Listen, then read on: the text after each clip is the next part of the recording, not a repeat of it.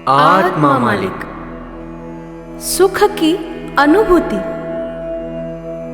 दुनिया में जन्म लेने वाला हर इंसान आज केवल और केवल सुख पाने के लिए दौड़ रहा है। लेकिन हर कोई कितना समझता है कि सुख यानी क्या?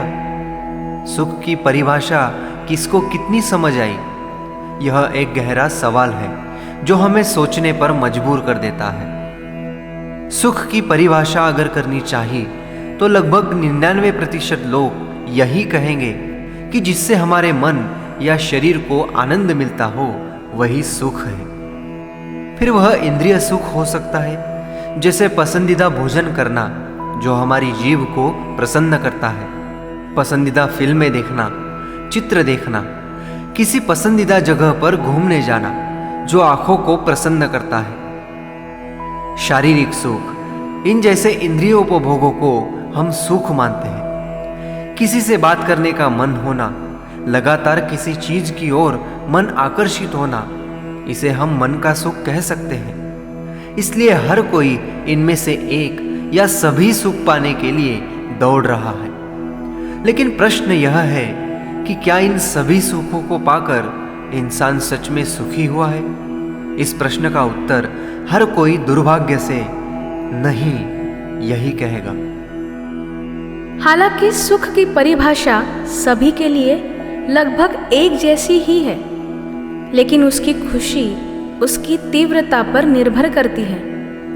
यानी अगर कोई भिखारी है तो वह सोच रहा होता है कि उसके लिए 2 वक्त के भोजन और रात गुजारने की कहीं व्यवस्था हो जाए तो बेहतर होगा। यदि कोई झोपड़ी में रहने वाला मजदूर है तो उसका सपना होता है कि उसका अपना एक छोटा सा घर हो, उसके पास एक स्थायी नौकरी हो, वह अपने बच्चों को स्कूल भेजने में सक्षम हो। एक निम्न मध्यम वर्ग का इंसान अपना एक 1 या 2 BHK फ्लैट, अंग्रेजी माध्यम से बच्चों की शिक्षा, स्थायी नौकरी, इसमें सुख मानेगा।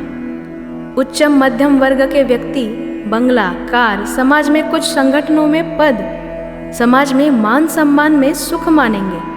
अगर किसी अमीर व्यक्ति के पास पैसा है, घर है, बंगला है, कार है, बच्चों की विदेश में पढ़ाई है, तो भी वह दुनिया का सबसे अमीर व्यक्ति होने में सुख मानेगा।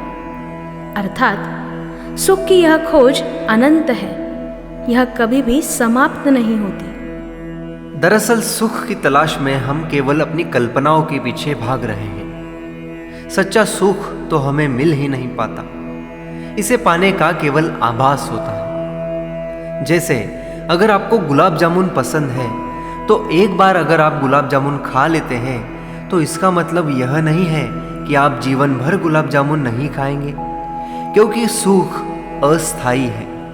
एक बार खाने के बाद वे दोबारा खाना चाहेंगे। अतः ऐसी किसी भी भौतिक वस्तु से हमें शाश्वत सुख नहीं मिल सकता। खैर, क्या हमने कभी सोचा है कि सुख मिलता है मतलब वास्तव में होता क्या है? हाल ही में व्हाट्सएप पर इस संबंध में एक बेहद खूबसूरत वीडियो आया था। इसमें सुख का विश्लेषण किया गया था।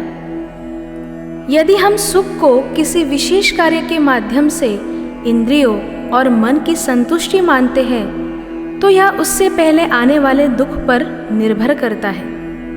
अर्थात जिस प्रकार एक गिलास में पानी भरने से पहले वह गिलास रिक्त होना जरूरी होता है, उसी प्रकार सुख पाने के लिए पहले दुख का बड़ा खड्डा भी पड़ना जरूरी होता है।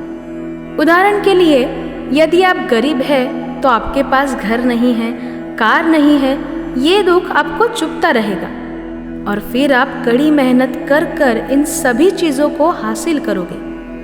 अगर सालों की मेहनत के बाद आपको ये चीज़ें मिली है तो इनसे मिलने वाला सुख शायद कुछ दिनों के लिए ही हो, क्योंकि तुरंत ही आपके जीवन में कोई अन्य दुख लाने वाली आशाएं चुभने लगती है। मतलब कि अब कार आ गई तो अब मुझे एक बंगला चाहिए, बंगला मिल गया तो अब समाज में मेरा मान सम्मान होना चाहिए। यदि आपको सामाजिक संस्थाओं में पद मिल जाए तो फिर राजनीति भी खेलेंगे और फिर आप उसमें भी विभिन्न पदों के लिए दौड़ते रहेंगे। यदि आप एक कर्मचारी हैं तो आप पदोन्नति के लिए कड़ी मेहनत करेंगे। आप विभिन्न चुनौतियों से लड़ते रहेंगे। यदि आप एक उद्योजक हैं तो आप लगातार अन्य उद्योजकों से आगे निकलने का प्रयास करते रहेंगे। यानी क्षणिक सुख के लिए आप जीवन भर लगातार दुख का एक बड़ा सा खड्डा बनाते जाते हैं। फिर किसी एक शाम को तुम्हें एहसास होता है कि हे भगवान, हम जीवन भर दौड़ते रहे और बस दौड़ते रहे, लेकिन जो चाहिए था वह तो हमें मिला ही नहीं। तो हमें सच्चा सुख कहाँ मिल सकता है? शाश्वत सुख का एहसास होना भी सबसे महत्वपूर्ण बात है। शाश्वत सुख का अर्थ है किसी भी भौतिक वस्तु का लालच न करना, मन के भीतर से निरंतर संतुष्टि, प्रसन्नता और दिव्यत्व का अनुभव होते रहना। भारतीय संस्कृति के ऋषि मुनि इसी सुख की तलाश में थे। हमारे गुरुदेव जी ने सभी को इस सुख का आसान रास्ता बताया है, और वो है ध्यान। बिना किसी भौतिक साधन के, बिना किसी अपेक्षा के, कोई एक स्थान पर बैठकर अपने हृदय में परमात्मा को देखकर उस परमात्मा के साथ एकरूप होना, यानी आत्म सुख, सच्चा सुख। यही दिव्यता है, यही परम सुख की अनुभूति है, यही शाश्वत सुख है। और इसके लिए न ज़्यादा मेहनत करने की ज़रूरत है, न किसी को पैसे देने की ज़रूरत है, न जी जान लगाने की ज़रूरत है, और न ही किसी से लड़ने की ज़रूरत है।